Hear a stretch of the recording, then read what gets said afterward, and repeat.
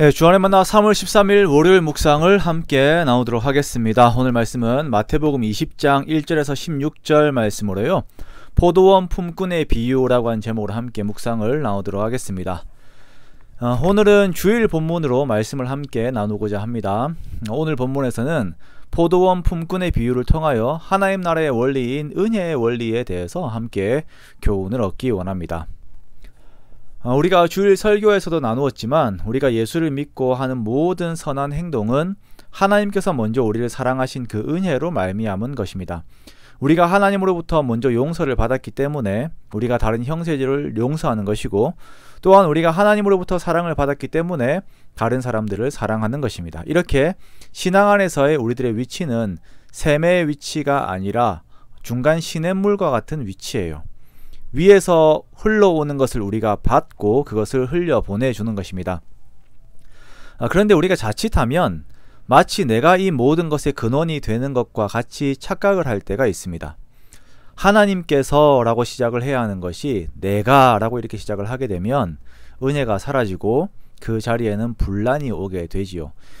우리가 보고 있는 이 20장의 후반부에 보면 제자들 중에서 야고보와 요한이 자신들에게 높은 자리를 줄 것을 예수님께 요청을 했다가 다른 제자들과의 분란이 일어나게 되는 것을 우리가 보게 됩니다. 그러므로 예수님께서는 포도원 품꾼의 비유를 통하여서 하나님 나라의 원리를 말씀을 하시는데요. 그 원리의 가장 중심적인 내용은 아무런 자격이 없는 자들이 각자에게 맞는 은혜를 받았으므로 모두가 하나님께 감사함으로 서로를 인정하는 태도를 가져야 한다라는 것입니다.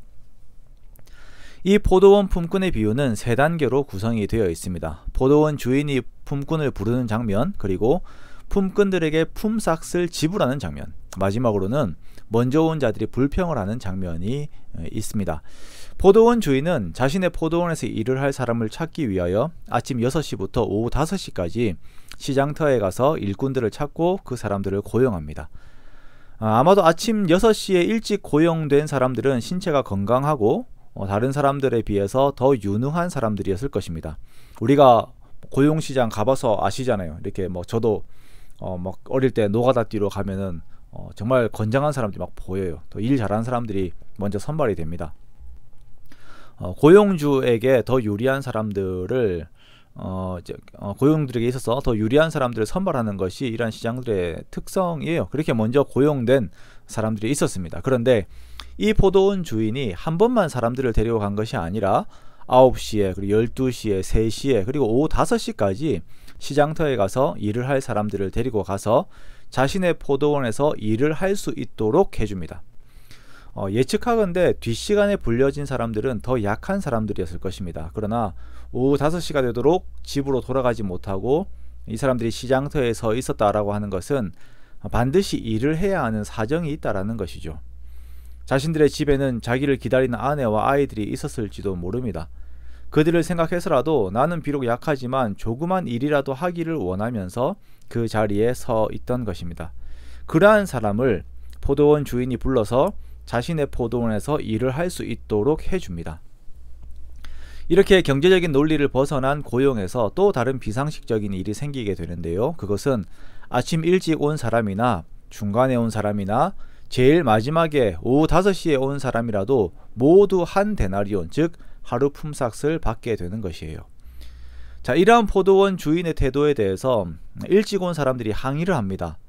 아니, 우리가 왜 더 받지 않습니까? 어찌하여 1시간밖에 일을 하지 않은 사람과 우리가 동일한 임금을 받습니까? 라고 항의를 하죠. 이때 포도원 주인은 이 사람에게 포도원 주인 자신과 한 약속만을 기억하라고 합니다.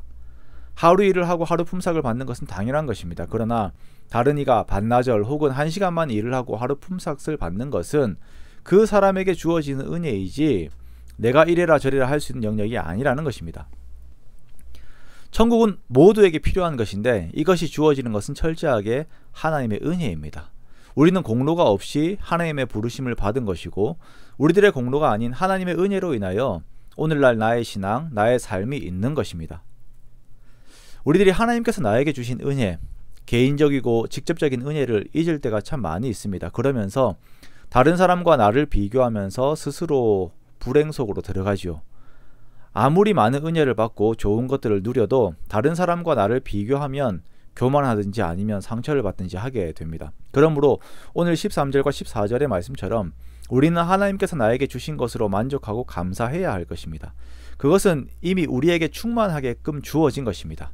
우리에게 주어진 구원은 그러한 성격입니다. 그리고 더 나아가 약한 자를 위하여 친히 손해를 보시는 하나님의 마음을 기억하고 우리도 하나님을 닮아 약한 자들에게 더욱 마음을 쓰는 우리가 되기 원합니다.